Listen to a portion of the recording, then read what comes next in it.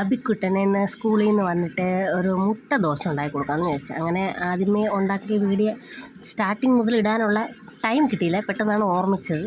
ദോശ മാവ് ഒഴിച്ചു, പിന്നെ മുട്ട, അതിൻ്റെ പുറത്ത് മുട്ട ഒഴിച്ചു. ഇനി ഇത് കുറച്ച് അതിൻ്റെ പുറത്ത് സവാള അരിഞ്ഞ് വെച്ചിട്ടുണ്ട്. വെജിറ്റബിൾസൊക്കെ വേണമെങ്കിൽ ആഡ് ചെയ്യാം, കാരണം എൻ്റെ പുത്രന് അതൊന്നും പോകത്തില്ല. ക്യാരറ്റ്, ടൊമാറ്റോ, ഇതൊക്കെ പച്ചമുളക് ഇതൊക്കെ ഇടാം. പക്ഷേ അവർക്കിതൊന്നും പറ്റില്ല. അതുകൊണ്ട് ഞാൻ കുറച്ച് സവാള ചെറുതായിട്ട് അരിഞ്ഞത് അതിൻ്റെ മുകളിലിട്ടു.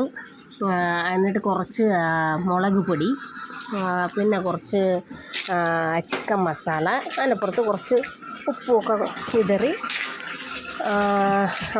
റെഡിയാക്കി എടുക്കാമെന്ന് വിചാരിച്ചു.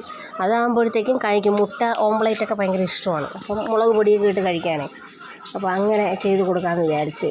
ഇത് ഇളയാൾക്ക് എരി പിടിക്കത്തില്ല, അതുകൊണ്ട് ഇളയാൾക്ക് ദോശ ഉണ്ടാക്കിയിട്ട് അതിന് പുറത്ത് മുട്ടയും കൂടെ ഇട്ട് നെയ്യും കൂടെ ഒഴിച്ച് റെഡിയാക്കി ഇളയാൾക്ക് കൊടുത്തു. അയാൾ കഴിച്ചുകൊണ്ടിരിക്കുകയാണ്. ഇത് മൂത്ത ആൾക്ക് വേണ്ടിയിട്ടാണ്.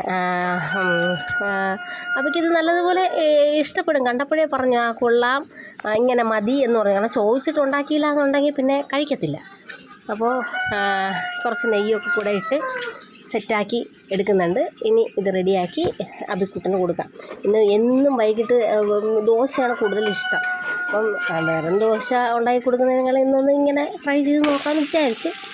നിങ്ങളൊന്ന് ട്രൈ ചെയ്ത് നോക്കൂ. സൂപ്പർ ഐറ്റമാണ്, നല്ല ടേസ്റ്റാണ്, കൊച്ചു കുട്ടികൾക്ക് ഇഷ്ടപ്പെടും.